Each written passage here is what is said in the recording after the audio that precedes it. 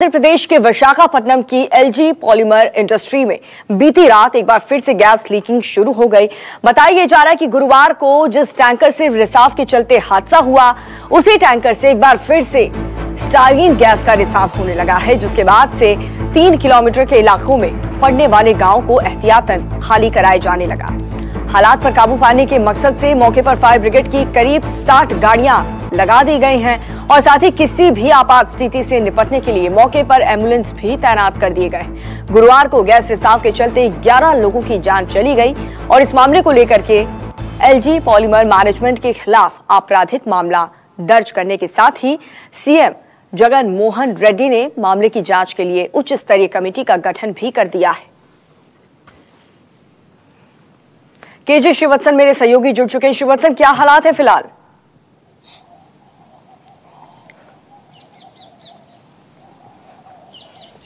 जी देखिए, वहां पर स्थिति पूरी तरह इस वक्त काबू में है, क्योंकि कल दिन में जब गैस काफी ज्यादा रिसाव हुआ था तो उस वक्त वहां पर जाकर कुछ टेक्नीशियन होते हैं, अनुभवी लोगों ने इसको बंद करने की पूरी कोशिश की थी और उस वक्त जल्दीबाजी में सब कुछ काम हो रहा था।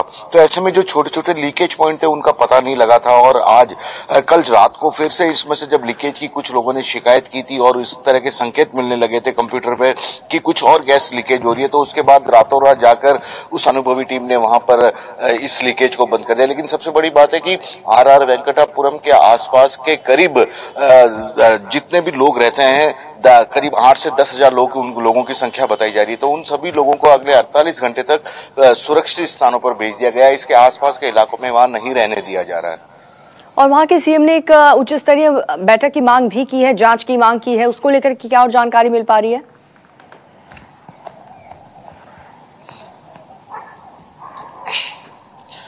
जी देखिए, आंध्र प्रदेश के मुख्यमंत्री जगन मोहन रेड्डी ने इस पूरे मामले को लेकर काफी गंभीरता शुरुआत से ही दिखानी शुरू कर दी। वे खुद घटनास्थल पर कल पहुंचे थे। वहां पर जो लोग इस पूरी घटना में घायल होकर अस्पताल में भर्ती थे, गैस के कारण जो लोग बीमार पड़े थे, उनसे अस्पतालों में जाकर मुलाकात की थी और 1 करोड़ रुपए के मुआवजे की मांग की थी हर शख्स को जिनकी की मौत इस घटना में हुई है। घायलों को भी इलाज के लिए पैसा देने की कोशिश की थी।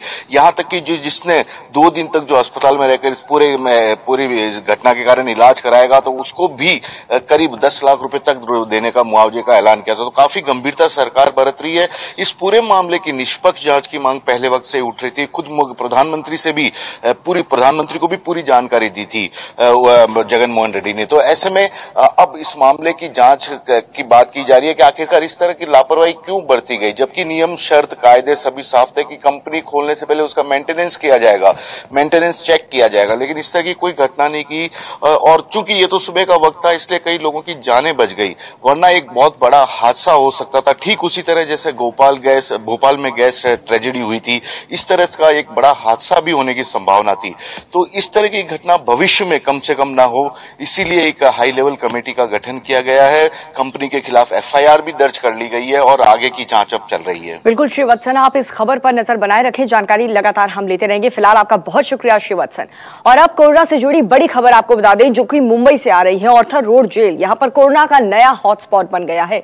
इस जेल में 103 लोग कोरोना पॉजिटिव पाए गए हैं। संक्रमितों में 77 कैदी और 26 जेल कर्मियों के शामिल होने की खबर है। मामला सामने आने के बाद सभी मरीजों को जीटी और सेंट जॉर्ज अस्पताल में शिफ्ट कराना शुरू कर दिया गया। मुंबई में संक्रमितों का जो आंकड़ा है वो 11,394 हो गया। मुंबई में पिछले 24 घंटे में 692 केस सामने आए, जबकि 24 और लोगों की मौत के साथ मृतकों का जो आंकड़ा है वो 437 हो गया है। विनोद जगदाले हमारे साथ जुड़ चुके हैं ज्यादा जानकारी के साथ। विनोद, ये जो नया हॉटस्पॉट बना है, 103 लोग इसमें कोरोना संक्रमित, बहुत बड़ी खबर है ये।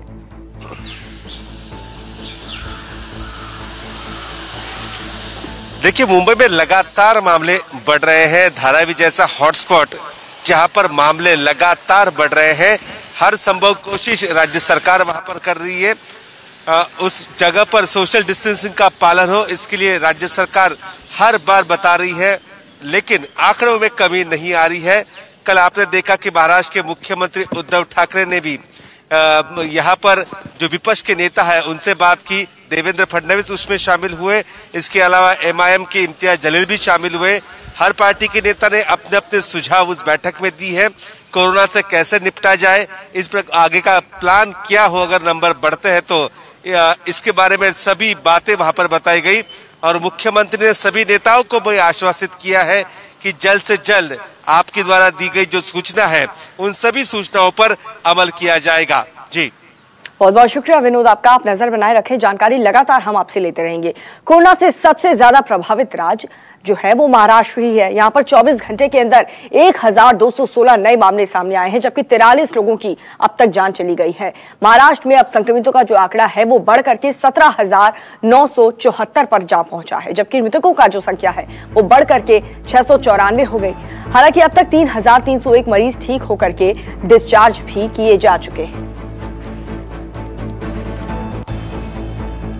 तो महाराष्ट्र में संक्रमितों का आंकड़ा बहुत ही तेजी से आगे बढ़ रहा है। अब तक 694 लोगों की मौत हो चुकी है। इसके अलावा राज्य में अब तक 3,301 मरीज ठीक होकर के अपने घर भी जा चुके हैं। लेकिन पिछले 24 घंटे में कोरोना के 1,216 नए केस सामने आए। कोरोना से राज्य में 24 घंटे में 43 लोगों की मौत भी हो चुकी है।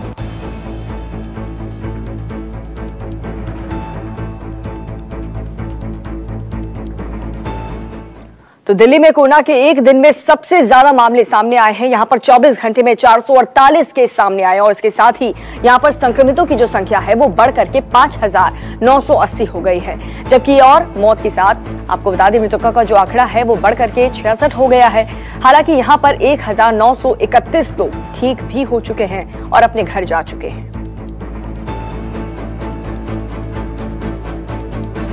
पवन मिश्रा मेरे सहयोगी जुड़ चुके हैं ज्यादा जानकारी के साथ। पवन, दिल्ली में भी हालात बिल्कुल भी सुधर नहीं रहे हैं। 24 घंटे में बहुत सारे नए केसेस सामने आए।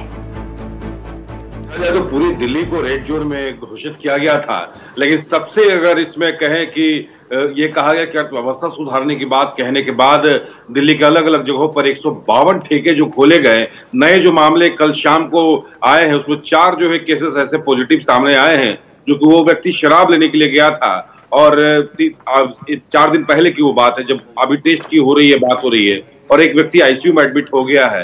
तो लग रहा है कि आने वाले दिनों में मामले और ज्यादा बढ़ सकते हैं, क्योंकि सरकार ने ये भी कहा, दिल्ली पुलिस ने भी यही कहा कि जो मास्क पहनकर सड़कों पर घूमते पार जा रहे हैं वही घूम सकते हैं, जो बिना मास्क वाले पर कार्रवाई होगा।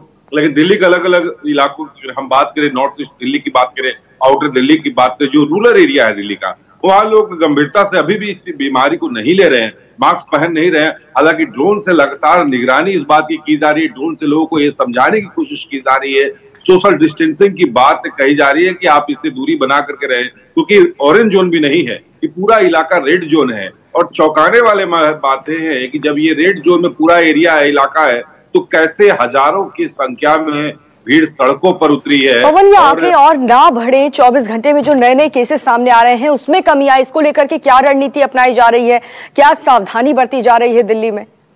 बिल्कुल, जिस तरह से मामले अब निकल करके सामने आए और ये भी मामला सामने आया कि अस्पतालों के बेड अब खाली नहीं है, उसको देखते हुए सरकार ने अब ई टोकन का व्यवस्था किया है, क्योंकि जो भीड़ थी, जो सोशल डिस्टेंसिंग की जो बात कही जा रही थी, वो लोगों उसमें से नहीं हो रही थी ठेके खुलने के बाद। अब ई टोकन एक नया प्रावधान लाया कि ई टोकन के जरिए प्राइवेट एजेंसी को दिया जाएगा, शराब की जो डिलीवरी है घर पर किया जाएगा। अब उसके बाद अब क्योंकि सरकार की इसमें किरकिरी हो रही थी, दिल्ली पुलिस ने साफ तौर पर कहा कि उनके पास महिला पुलिसकर्मी नहीं है, क्योंकि महिलाओं की भी संख्या बड़ी तादाद में महिलाएं भी ठेके पर जा रही थी। तो उन्होंने साफ तौर पर यह कहा कि आप अपने सिविल डिफेंस के कर्मियों को ही सड़कों पर उतारे, उनके पास भीड़ को कंट्रोल करने के लिए उनके पास अब पुलिस बल नहीं है। क्योंकि अगर देखा जाए 70 से अधिक मामले पैरामिलिट्री फोर्सेस में, सीआरपीएफ की बात करें, आईटीबीपी की बात करें, बीएसएफ की बात करें, जो कि दिल्ली पुलिस के साथ मिलकर सिक्योरिटी संभालने का काम कर रही थी, वो भी कोरोना पॉजिटिव पाए गए। और लगातार दिल्ली पुलिस के अलावा 80 दिल्ली पुलिस के, माफ कीजिएगा 81 दिल्ली पुलिस के जवान जो हैं, जिसमें इंस्पेक्टर स्तर के अधिकारी भी हैं, क्वारंटाइन किए गए हैं या पॉजिटिव पाए गए। तो पूरा जो देखिए पूरा मामला अगर देखें तो दिल्ली पुलिस ने साफ तौर पर कहा उनके पास महिला पुलिसकर्मी नहीं है, भारी संख्या में पुलिस बल नहीं है, वो सुरक्षा संभाले या ठेके पर जाने वाले लोगों को सोशल डिस्टेंसिंग के मायने समझाए। तब सरकार ने जाकर के ये कदम उठाया है कि प्राइवेट एजेंसी को लेकर के जो है होम डिलीवरी की बात कही गई है।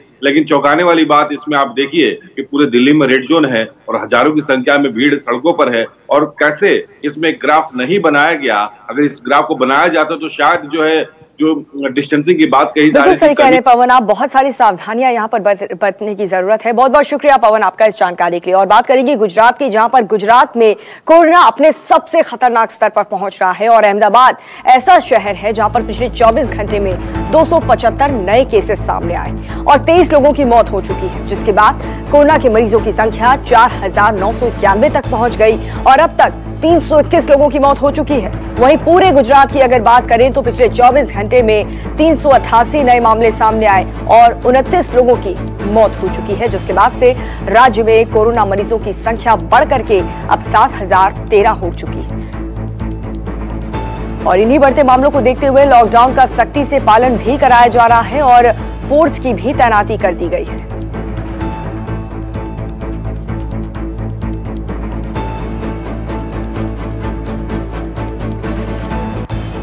और कोरोना को लेकर के तेलंगाना सरकार ने बड़ा फैसला लिया है। यहां पर अब बिना मास्क पहने बाहर निकलने पर जुर्माना लगा दिया गया है। मास्क पहने बिना सार्वजनिक जगहों पर पाए जाने पर भी 1000 रुपए का जुर्माना वसूला जाएगा। आपको बता दें कि तेलंगाना में पूरे महीने के लिए लॉकडाउन को बढ़ा दिया गया है। यहां पर अब तक कोरोना के 1122 मामले सामने आ चुके हैं, जबकि 29 लोगों की जान अब तक जा चुकी है।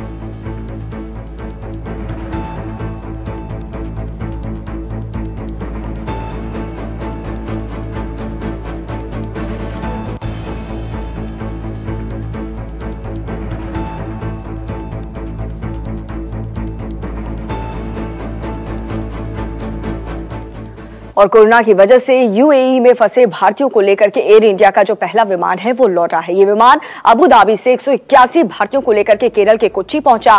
दरअसल केंद्र सरकार ने विदेश में फंसे भारतीयों को लाने का अभियान शुरू किया है। उसी मिशन वंदे मातरम के तहत पहली 2 फ्लाइट यूएई से भारत पहुंची।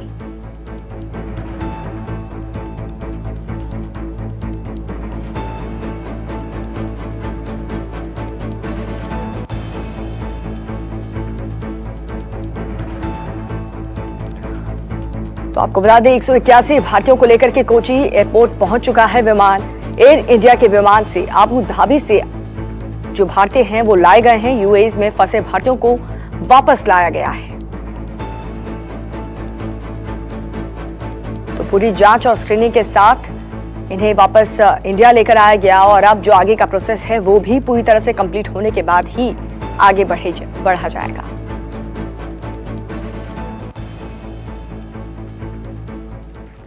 विदेश से आने वालों को 14 दिन के लिए क्वारंटीन किया जाएगा। दिल्ली सरकार ने यह भी साफ कर दिया है कि क्वारंटीन के लिए उनसे 14 दिनों का खर्च लिया जाएगा।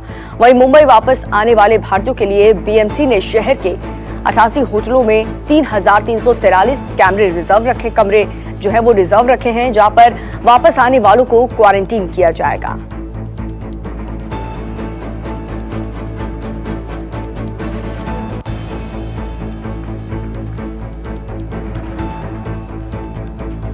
और विदेश से भारतीयों को वापस लाने के लिए नौसेना ने ऑपरेशन समुद्र सेतु शुरू किया है। कोरोना संकट के बीच मालदीव में फंसे भारतीयों को लाने के लिए नौसेना का आईएनएस जहाज मालेपोर्ट के अंदर दाखिल भी हो गया है। वहां पर आज से भारतीयों को निकालने का अभियान भी शुरू हो रहा है। नौसेना के अधिकारियों के मुताबिक मालदीव और संयुक्त अरब अमीरात यानी कि यूएई से भारतीय नागरिकों को वापस लाने के लिए नौसेना के 3 युद्धपोत रवाना हुए हैं।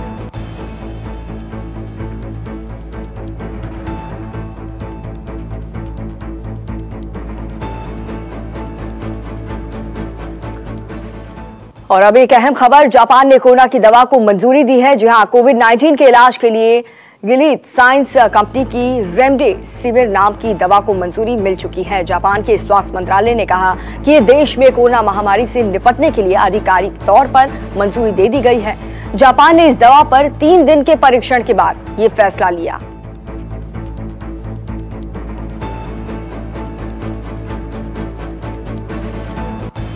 तो तो कोरोना वायरस से लड़ाई में रेमडेसिविर दवा काफी उपयोगी मानी जा रही है और इससे पहले अमेरिका ने भी रेमडेसिविर दवा को हरी झंडी दे दी थी।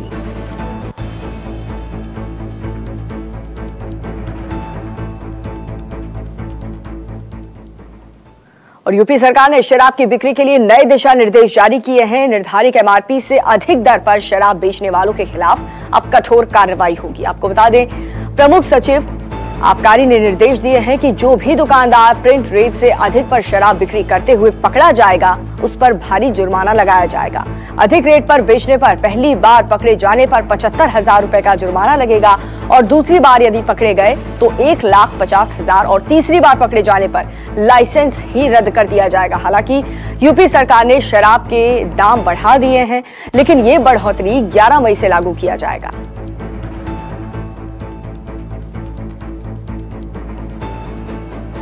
तो यूपी आबकारी विभाग ने ये आदेश जारी किया है, अगर कोई भी एमआरपी से ज्यादा रेट वसूलता है शराब की बोतल पर तो उस पर बहुत कड़ी कार्रवाई, कठोर कार्रवाई होगी।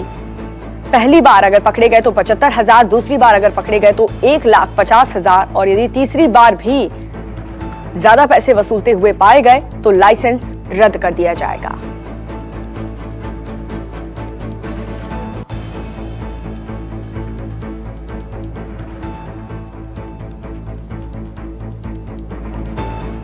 और दिल्ली सरकार ने शराब की बिक्री के लिए ई टोकन सिस्टम लागू कर दिया है। सरकार ने ये सिस्टम शराब की दुकानों पर लग रही भीड़ को देखते हुए लागू किया है, ताकि दुकानों पर नियमानुसार सोशल डिस्टेंसिंग का पालन कराया जा सके। शराब की दुकानों पर भीड़ को देखते हुए दिल्ली सरकार ने इन समस्याओं का समाधान निकालते हुए ई कूपन सिस्टम में शराब बिक्री कराने का फैसला लिया, ताकि लोग दुकानों पर भीड़ में न जाएं और कोरोना के फैलाव को रोका जा सके। लिहाजा दिल्ली सरकार ने एक वेब लिंक भी अब जारी किया है।